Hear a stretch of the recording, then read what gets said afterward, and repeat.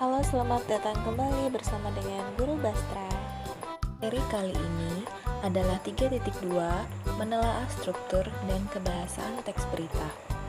Setelah belajar, diharapkan kalian mampu menentukan struktur berita serta menentukan kebahasaan berita.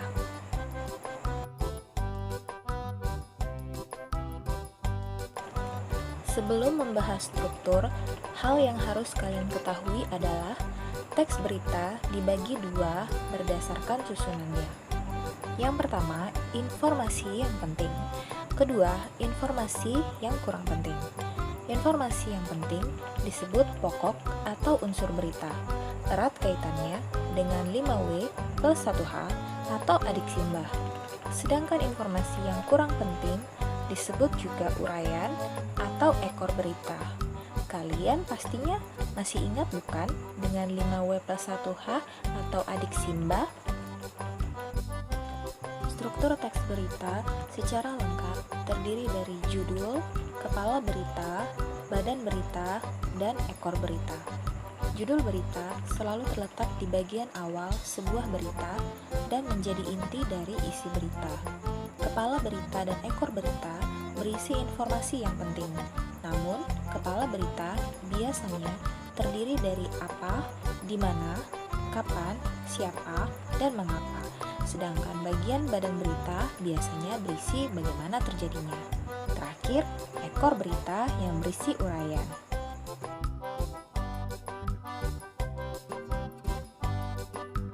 Berdasarkan Kamus Besar Bahasa Indonesia, kaidah berarti aturan yang sudah pasti. Itu artinya, dalam teks berita terdapat aturan-aturan bahasa yang menjadi ciri dari sebuah berita. Apa saja? Yuk kita simak. Pertama, menggunakan bahasa baku. Bahasa baku adalah bahasa yang menggunakan kata yang sesuai dengan aturan dan ejaan kaidah bahasa Indonesia yang baik dan benar, serta bersumber dari Kamus Besar Bahasa Indonesia atau KBBI.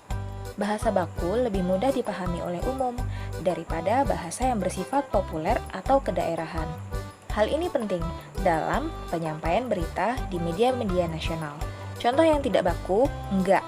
Bakunya, tidak. Contoh tidak baku lagi, CMIIW. Yang baku, perbaiki jika aku salah. Kedua, menggunakan kalimat langsung.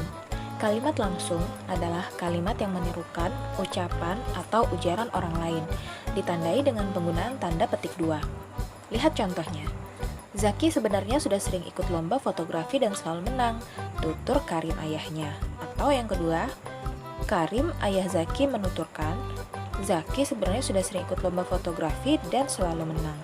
Perhatikan kedua kalimat tersebut. Kamu pasti tahu kan bedanya? Terlihat dari penggunaan tanda petik dan tanda baca di dalamnya. Yang ketiga, menggunakan konjungsi bahwa.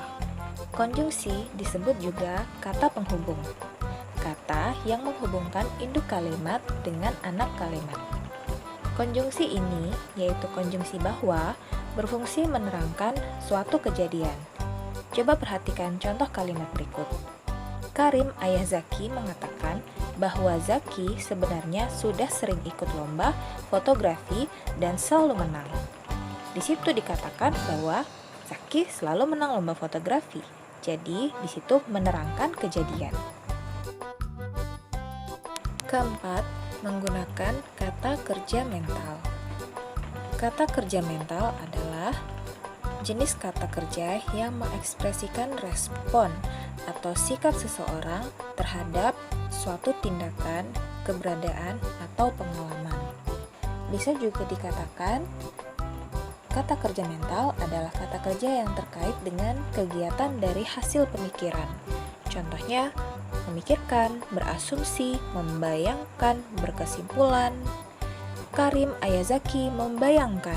Nah, seperti itu contoh dari kata kerja mental. Kelima, menggunakan kata keterangan waktu dan tempat. Kata keterangan waktu dan tempat merupakan konsekuensi dari perlunya kelengkapan suatu berita yang mencakup unsur kapan dan di mana. Jadi, harus ada kata keterangan menunjukkan waktu dan tempat. Terakhir, penggunaan konjungsi temporal. Konjungsi temporal itu erat kaitannya dengan pola penyajian berita yang umumnya itu mengikuti pola kronologis atau urutan waktu. Jadi, berita itu pastinya memiliki urutan kejadian atau urutan waktu bagaimana terjadinya peristiwa tersebut atau kejadian tersebut. Jadi, konjungsi temporal ini sangat penting untuk menunjukkan urutan kejadian atau urutan waktu terjadinya. Contoh penggunaannya adalah kemudian, sejak, setelah itu, awalnya, akhirnya, dan lain sebagainya. Sekian penjelasan dari Guru Bastra terkait dengan struktur dan kebahasaan teks berita. Jika ada pertanyaan, silakan tinggalkan di kolom komentar. Sampai jumpa lagi.